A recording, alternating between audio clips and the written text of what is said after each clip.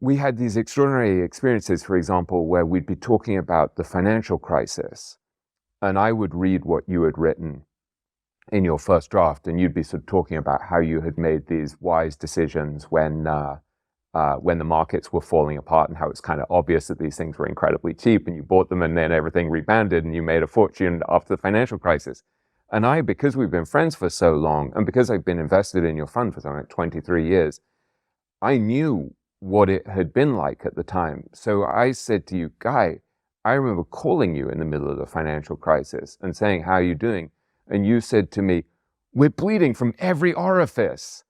And I remembered the intensity of that. And so I think sometimes people think that if you're working with a collaborator on a book, they'll call it a ghostwriter. They think that in some way it's shallow and superficial and less meaningful. It's not really the person writing the book, that the subject isn't writing it, that there's something somehow fraudulent.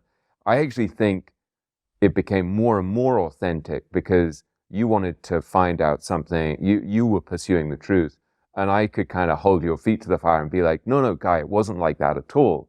And then suddenly you started to reveal stuff that I think you hadn't been able even to remember because it was so painful that you'd suppressed it.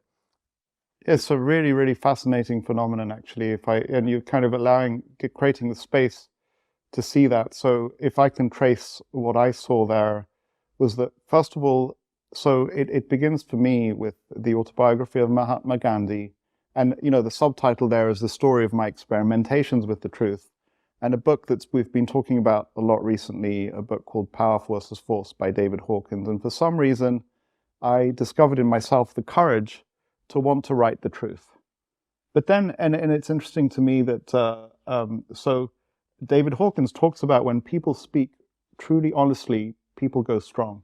So what I'm hearing you say is that you went strong when you read the first few chapters.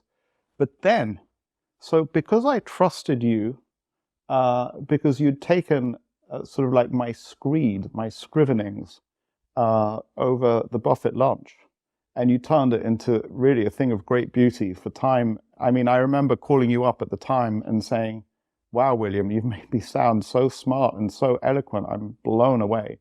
So I trusted you. And I think that there must have been something else coming back, because I remember exactly where I was sitting, and it's this wooden dining table in Zurich, where we were doing a read-through of the financial crisis chapter, and you, it didn't explode, but you harumphed in indignation, and it's like, you've totally flubbed that chapter, Guy. I remember you called me up, and you said, or I called you up, and you said, we're bleeding from every orifice. So up to that moment, I had no recollection of me saying that. And I remember feeling slightly uncomfortable. I wanted to protest and say, I didn't want you to be doing what you were doing. And but at the same time, at that moment or around that moment, I started realizing that I had said that to you. And now I think I can recollect where I was when I said that to you. And so, and then I wanted to resist. I was like, no, stop. We're not writing about this. Like we're not writing about this way. William, you're doing a great job, but. But I kind of like held on to it. Somehow you were gentle enough with me, and I was trusting enough of you, because effectively what I'd done already previously and I was doing with you was I was entrusting you with my reputation. And I'd given you a baby, and sort of as best as I could have done. And then I knew that you would, I was trusting your kind of like both professionalism and friendship to continue with the project of honesty, but at the same time, not making me look like a complete and utter fool, an idiot. And so there was a transition where I kind of like grudgingly, it was difficult for me, but I knew I had to continue with what I'd started. In a way, you seems to me that you had the courage and the willingness to go to kind of like a scary place, because we didn't know where it would go. And that was, again, there's this feeling. And so I'm calling up the editor of the book, Laurie Harting, and I'm saying, Laurie, I know you're waiting for the manuscript, but there's really important stuff that's happening here, and it's making it so much better. But yeah, so that is just like, for me, a kind of a microcosm of something very powerful that took place there, which is kind of like miraculous because I could not have expected that to happen. And I didn't know at that moment what the outcome would be. What's that quote you often quote from Jordan Peterson about if you if you Yeah, want to have an adventure, try telling the truth? correct. That's exactly right. And it's just it struck me when he said that. And it's so true. And it's so scary to tell the truth. So scary because you don't know where it will go. And my experience has been that whenever you do tell the truth, God smiles. So, my experience is as somebody who is not very good with time. I hate the fact that I'm not very good with time, and sometimes speak to my wife about it. And it's a aspect of my brain that I'm unable to plan time properly. So I often end up late somewhere because I just didn't budget the half an hour that I needed to get there and thought somewhere in the back of my mind I could get there in 10 minutes. So with this power versus force being honest, I learned that, rather than say, oh, there was traffic, I missed the train was canceled, something, I'd say, I am so sorry, I'm 15 minutes late. I have a terrible issue with time. I really thought I could leave 10 minutes beforehand. I should have left at half an hour beforehand. And that makes people go strong. They kind of understand. So even in the most simple things, and suddenly they're like, wow, this guy's being real with me. Now I'll be real with him.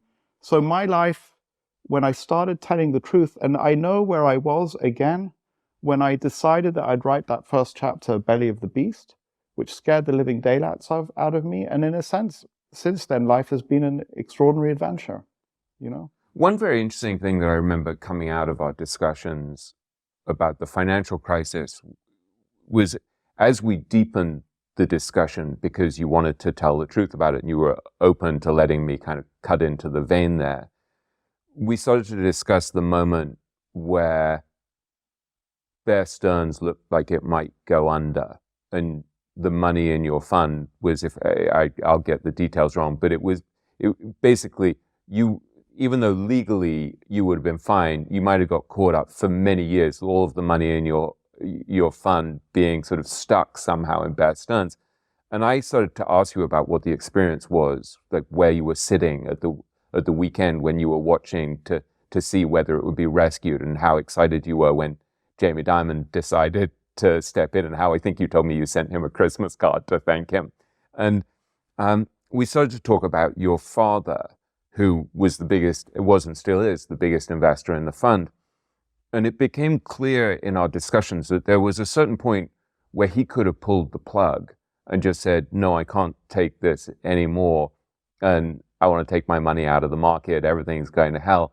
And you realized as we were having this discussion that your father, who in a very interesting and complex past had, among other things, been someone who dismantled bombs, had this extraordinary temperament and stood strong at a moment where where most people in his situation would have been much more vulnerable to panic and fear.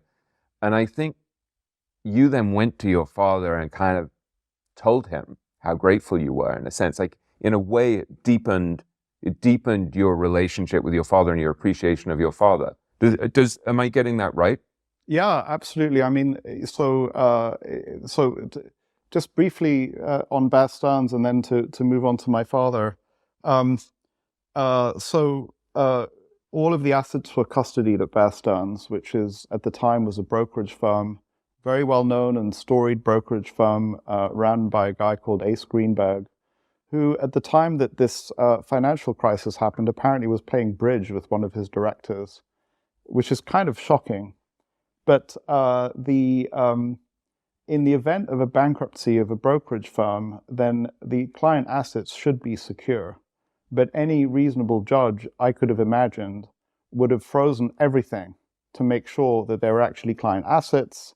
There's a priority that is established according to law, and it might have taken, I mean, I know people who had trades going on through Lehman Brothers during the financial crisis where the money that it was caught up in Lehman Brothers for a period of years until they got paid out, which it was just an annoyance if it was a relatively small trade, but it's when it's 100% of your assets.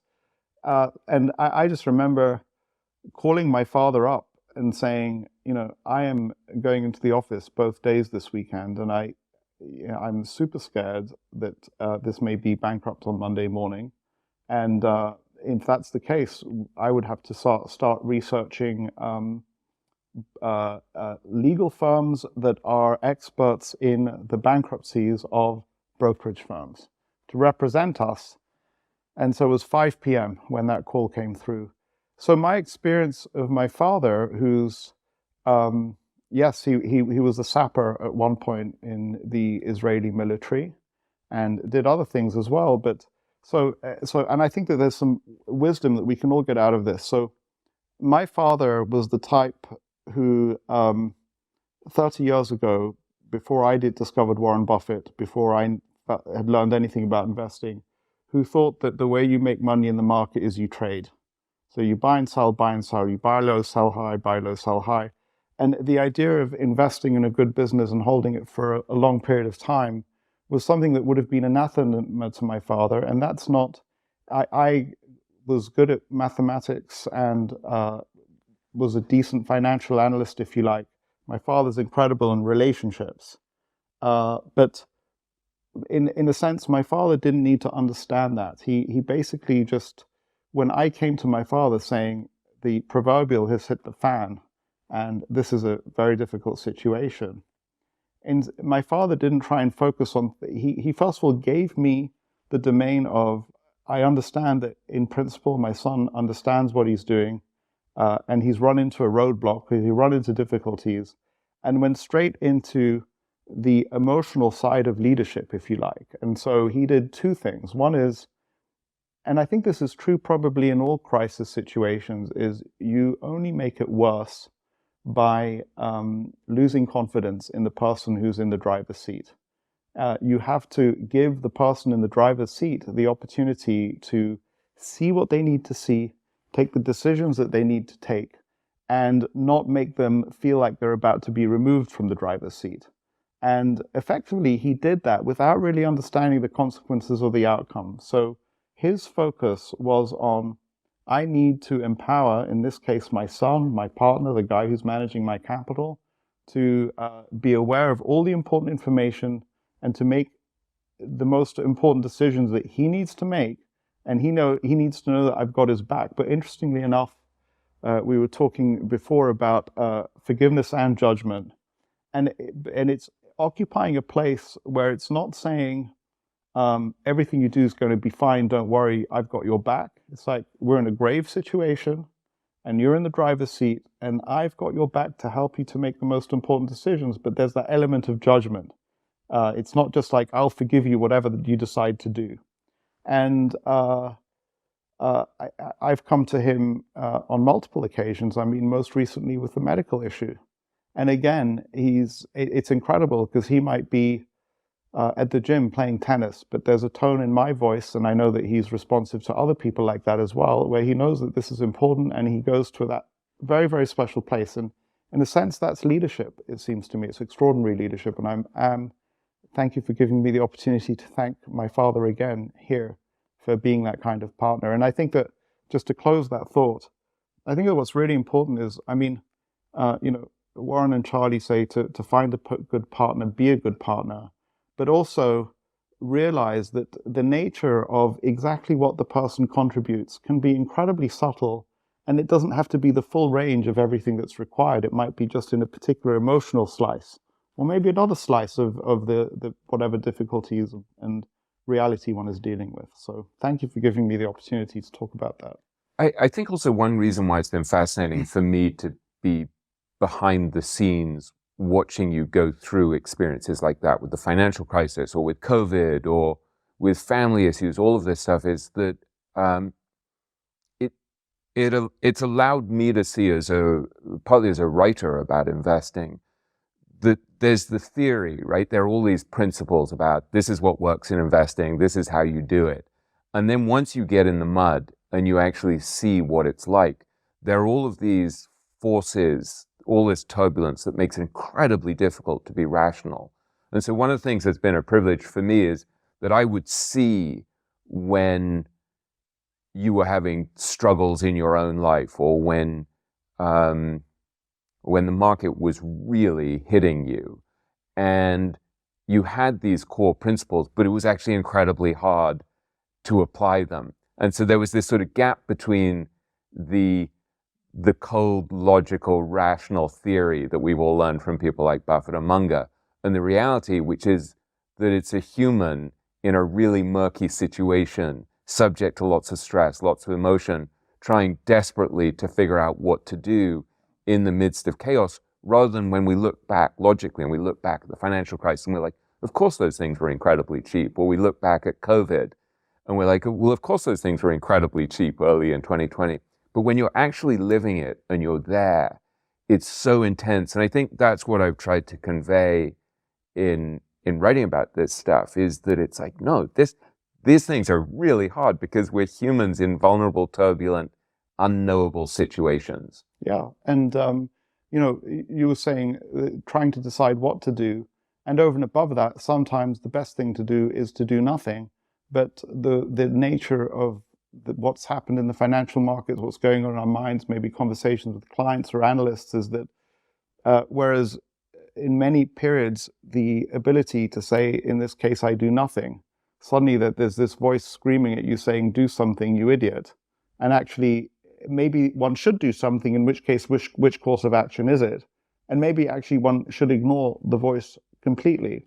One of the things that comes up for me as you talk about that, and this is just my experience, and we need to say that I think that one of the things that one learns if one has the opportunity to be an apprentice around a great mind of investing, and I'm thinking of Tracy Britt and the time that she got to spend around Warren Buffett and Kiewit Plaza, is to see the micro development of emotions or reactions to something that is unfolding. And something that strikes me, makes me go weak in the David Hawkins sense, when these great investors are described as being unemotional, because everything I know about emotion is that human emotions are the key to decision-making, period.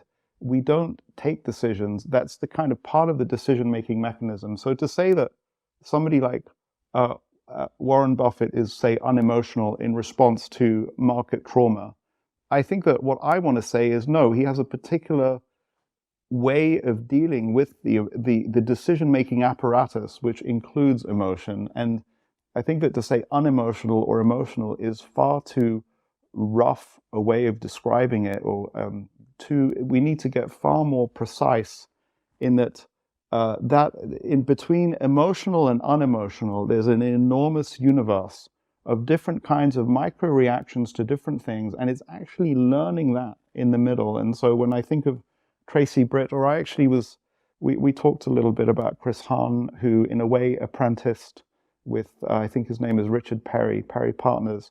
Something that I feel like I would have liked to have experienced is, there's something that happens at Berkshire Hathaway, some important event, I don't know, the COVID, and now precision cast parts as business is really awful.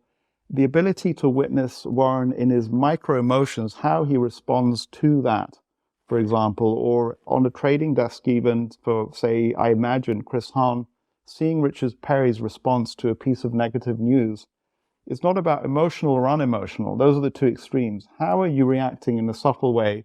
What are your decisions relative to the information that's coming in? So I think it's very nuanced. I've thought a lot about this question of how emotional or unemotional the great investors are, and there's a big range. Obviously, Bill Miller said to me at one point, I think on the podcast, he said, "Look, I'm very emotional in certain ways. He said, when I listen to music, I'll cry." And Rick Reeder said to me recently, this is the guy who manages $2.6 trillion at BlackRock, said to me he can't go to this particular college day celebration when these schools that he helps to fund, the kids discover what colleges they've got into, because he said he'll just weep and he embarrasses himself. And yet when it comes to their investments, they're remarkably rational in certain ways. And I think Bill Miller, for example, there is an element of him being a kind of probability machine when it comes to looking at companies and thinking, okay, well, the stock has plunged, it's cheaper now. And so there's something in his brain and in his wiring that allows him to make very rational, probabilistic decisions about money, while also, when he got in trouble during the financial crisis and 100 people had to be laid off from his firm because of, as he put it to me, a mistake that he made analytically, he said he found that heartbreaking. It was deeply emotional. So Yeah. I think it's a really nuanced thing, this question of Yeah. how emotional or unemotional they are. And I'll give you some nuance that I don't think it's been clear in my mind until you were speaking just now, that I think is true of me. So I think that I can describe 3 different kinds of circumstances where my decision-making apparatus works differently. So I think that my decision-making, rational decision-making, works the very, very best when I'm looking at an idea that it's reasonably clear that nobody else is looking at. They've kind of discarded it. And if we look at these kind of investments in, we've talked about Alaska Milk or Weetabix, it was just there, nobody was looking at it. By contrast, and they were cheap and not noticed, we can then go to something that is cheap but is controversial. And I've a number of times, and the name of the company is not coming into my mind right now, where Bill Ackman would get involved in something that was super controversial. Herbalife would have been one. Yeah, or Valiant. Yeah, and there was one previously which sold insurance, kind of like a subscription insurance for legal fees. Prepaid Legal was the company, and there was some very serious debate over whether they were accounting for these long-term contracts appropriately. And Bill Ackman took up one view, and market took another view. And I found it very hard, because of the controversy and because of the very strong views being represented in the media and elsewhere, to have clarity in my own mind, or I think that I could not separate the emotion coming from the market and the fears over whether this was being correctly represented or not, and the analysis that seemed correct to me. So you can have an undiscovered idea, non-controversial, and I'm confident in the analysis. Then a similar idea, but because it's controversial, because there's been an accounting misstatement or something, where I don't trust my own decision making anymore.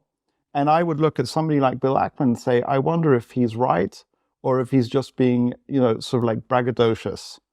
And then you can go to a third area where I think the decision making apparatus kind of changes again.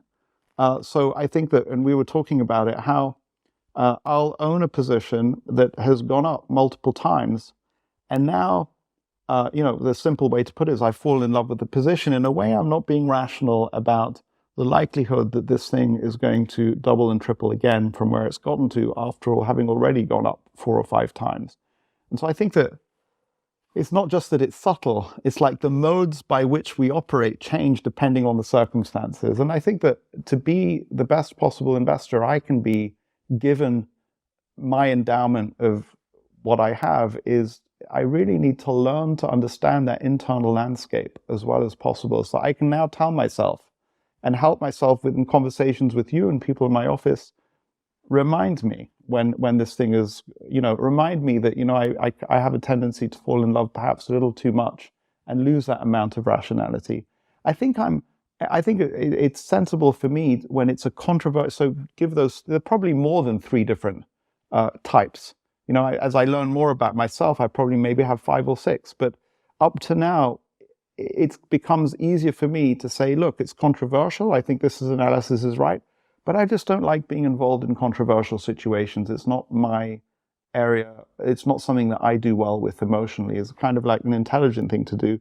Of course, I can't do that when something's gone up 5 or 6 times. So it's, I guess, to bring this idea to a close, the navigating the emotions in between emotional and unemotional is a complex landscape. And just bring it back to Bill Miller, my sense of him is that when it's pure financial analysis, he's fine. And the markets, you're issuing buying and sell orders, which are kind of impersonal as well. But the minute it impacts people that he has a personal relationship with, that's extraordinarily hard, understandably so. So I feel like one of the things that you've done to manage your own particular wiring and emotional landscape is that you tend just to make fewer decisions. And so there'll be an entire year where I come to edit your annual report and I say, so did you buy anything last year? And you're like, no. Did you sell anything last year? No. And that's happened so many times, like that in a way your default almost, partly because you understand the importance of compounding and not meddling, and partly because you're suspicious of your own emotions. I think you tend just to leave things in place. Is that fair to say? Yeah, but I just, I want you to know, I think you do know, is that it's that's not with a self-confidence sort of like, this is the right thing to do. I'm questioning myself all the time. Are you being sensible by not moving the portfolio around too much? Or are you hiding behind that idea because you're afraid of making a decision? Or because you're lazy, and trying to understand, am I being lazy or am I being smart by being inactive? And of course, that depends on where the portfolio goes. So I've experienced all the range of something going up multiple times and being glad that I left it alone, selling half a position and then it going up multiple times after that and being angry at myself, something going up multiple times, not doing anything. So all of those things happen. So I'm questioning the whole time. But in my case, the evidence shows that the more you meddle, the less your returns are. So I think that I'm right, even though I continue to question it, that the clarity that I ought to have before I make a move on the portfolio ought to be enormous. It should be, you shouldn't make a decision because it's 51-49. You need to wait till it gets to 80-20, if you like. But, I'm questioning myself as I do it because I think I actually would say, William, that so I would say that in my case, so there's all sorts of ways in which the environment changes, and so it's been talked a lot about this move to Zurich, and I've kind of figured out, yes, the city in which you live and the particular circumstances of the office and how you get to work, that's really, really important, but actually even more profound are the relationships within which that office sits. So in my case, I had no choice, but my work environment went through a profound transition from being unregulated to regulated. And the simple thing that happens when you get regulated is you have a lot more eyes on you, as there should be. One of the responses to the financial crisis was we were not looking closely enough at what all sorts of different actors were doing. And so therefore, we don't care that Mr. Guy Spier doesn't short, doesn't leverage. We want to have eyes on him and everybody else who has more than a certain amount of assets. And so, and what I realize more clearly now talking to you is that, the work of getting regulated is not just, getting the appropriate mechanisms in place. It's structuring those mechanisms such that they interface into the investment decision-making process. And that is an ongoing thing that we have discussions with on a daily basis, which is kind of making sure that the regulatory oversight that we're required to have fits with the investing style. And I think that it's been an adjustment for me. And I think that ultimately what it did was it put quite a lot of friction in front of any particular portfolio move, probably a little too much friction. So that friction from the regulatory side, plus my natural desire to do nothing, probably reduced the portfolio movement more than it should have. And it's an adjustment, and I'm making that adjustment.